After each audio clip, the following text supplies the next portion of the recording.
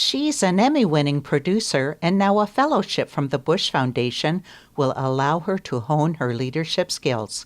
Meet Twin Cities Public Television producer Leya Hale. Hamitakue pi chante washtea nape chiuza pie Leya Hale imaki apie damakota ye oyate mitawa kinhena sisituanga wakpituanga shina hade ha awi chaki apie pirame apie.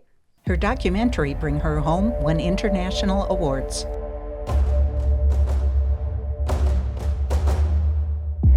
Her body was found wrapped in trash bags in the Red River. She was kidnapped and raped.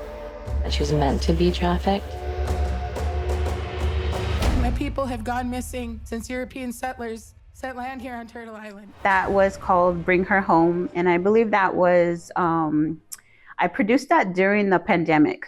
That one was definitely took a lot of strength and courage to do because of the subject matter and the sensitivity around just making sure that I wasn't, making people feel too vulnerable. I really wanted to highlight the women that I was following and highlight their strength and their resiliency in regards to just some of the challenges they had to overcome and are currently dealing with in regards to raising awareness for that issue. So I grew up in Los Angeles area. My family came to be out there through boarding school, Sherman Indian Boarding School, which is still in existence today, but it's Native run, and the relocation program. So I grew up really close to Hollywood. My mom was an aspiring actress when she was growing up. So she took me and my siblings to a lot of commercials. So I got to, be on sets, and I got to see all of the cool productions that were happening around me. So I think that's what sparked my interest. Along with my father, my late father, Benjamin Hale, he was a phenomenal storyteller. And we used to travel around the region, dancing at different educational institutions like libraries, colleges, elementary schools, teaching our culture through story, songs, and dances. And we had a group that was named the Eagle Spirit Dancers. And when I was young, I would just listen to my dad talk about, the importance of our culture. So I'm originally from Sisseton, Wahpeton, Dakota on my maternal side. And I came to the University of South Dakota in Vermillion, South Dakota for my graduate degree in American Indian Studies.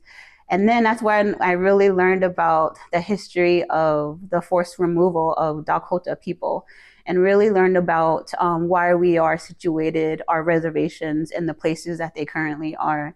So, that really was empowering to learn that history. And I really wanted to go to a place that I could be able to learn Dakota language. So I ended up coming to the Twin Cities and enrolling in the Dakota language program out of the University of Minnesota.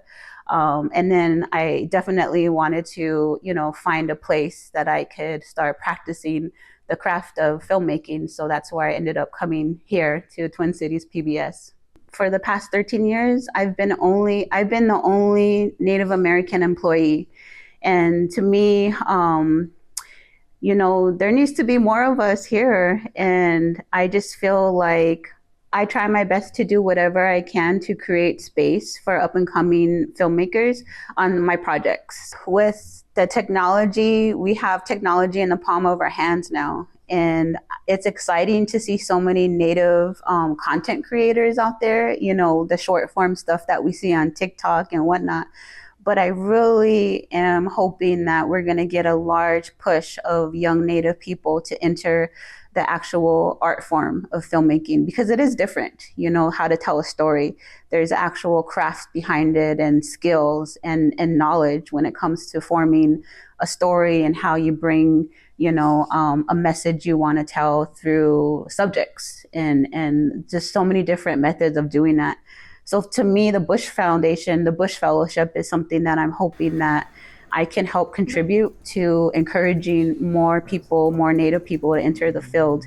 I really want to incorporate our language and our belief systems and in a way place it within the stages of production, the early development stage, how you tell a story, and how do you establish meaningful relationships with your subject. Gift giving, coming to families and individuals and presenting them with tobacco, some of our traditional medicines, and honoring that agreement, and making sure that I'm doing everything I can in the most respectful manner. From the homelands of the Dakota Oyate, I'm Shirley Snavy.